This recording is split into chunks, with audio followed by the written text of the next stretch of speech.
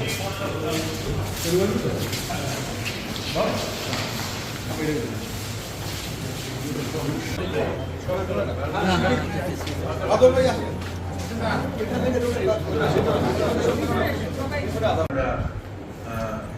সবাই মিলে সহযোগিতা করতে পারি যাতে তারা অন্তত তাদের পরিবার পরিজন নিয়ে একটু ভালো থাকে।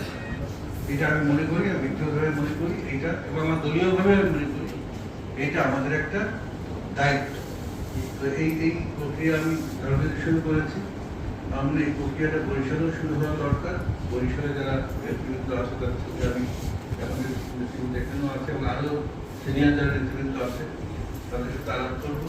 এটা আমাদের দলগতভাবেই আমাদের দেখা দরকার যে আমাদের ত্যাগী এবং আমাদের ক্ষতিগ্রস্ত নেতাকর্মীরা যাতে আমাদের কাছ থেকে। আজকে আমরা খুবই সৌভাগ্যবান যে আমাদের এই বরিশালের কৃতি সন্তান যারা ডক্টর জিয়া হায়দার ভাইকে আমাদের মাঝে পেয়েছি। আমরা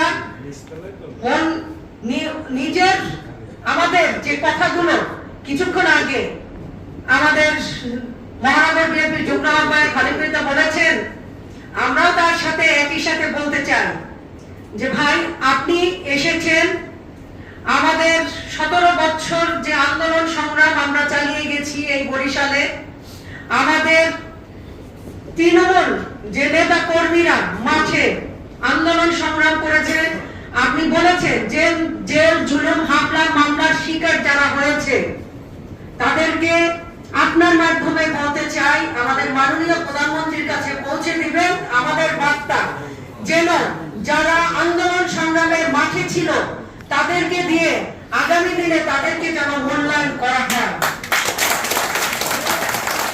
আমি আরো বলতে চাই যে আমরা আমাদের এই বরিশালের কৃতি সন্তান জিয়া হায়দার ভাইকে পেয়েছি। তিনি স্বাস্থ্য বিষয়ক সহকারী হয়েছেন, তারই মাধ্যমে আমাদের বরিশালের যে মেডিকেল সুবিধা, আমাদের মেডিকেলের যে আমাদের এতদিন যে অবস্থা রয়েছে, রোগীদের মানে সঠিক মূল্যায়ন হয় না, রোগীদের সেবা পায়নি। এখন তিনি যে আমাদেরকে বলেছেন আমাদের ঢাকা পর্যন্ত যেতে হবে না, এই বরিশালেই আমরা উচ্চ মানের স্বাস্থ্য সেবা পাবো আমরা আশা করি।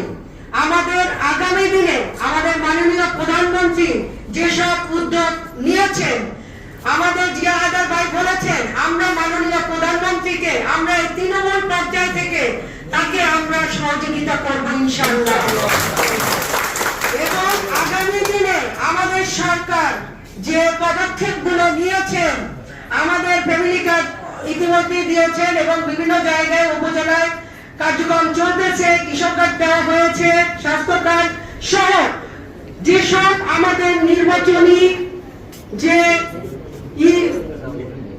আমাদের যে জনগণের প্রতি আমাদের যে জনগণের চাওয়া ছিল, আমরা জনগণের যে দাবি ছিল আমরা সেই দাবি ইতিমধ্যে পূরণের দিকে অগ্রসর হয়েছি এবং আমাদের স্বাস্থ্য কার্ড, ফ্যামিলি কার্ড, কৃষক কার্ড অলরেডি দেওয়া হয়েছে এবং আগামীতেও আরো ব্যাপকভাবে আমাদের মাননীয় প্রধানমন্ত্রী জনাব তারেক রহমান মানুষের মাঝে এটা বিলি করবেন এবং আরো মহা উদ্যোগ তিনি গ্রহণ করবেন।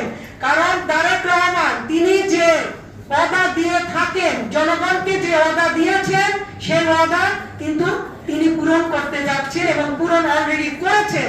আগামী দিনে আমরা সবাই একত্রিত হয়ে আমাদের ভাই যে বলেছেন, আমাদের আজকের প্রধান অতিথি যে বলেছেন যে সকলের ঐক্যবদ্ধ, আমরাও চাই সকলে ঐক্যবদ্ধ হয়ে আমরা জাতীয়তাবাদী শক্তিতে, বিশাল শক্তিতে আমরা একত্রিত হয়ে পূর্ণ করব এবং এই জাতীয়তাবাদী শক্তির মাধ্যমে কিন্তু আজকের বাংলাদেশ, আগামীর বাংলাদেশ গঠিত হবে।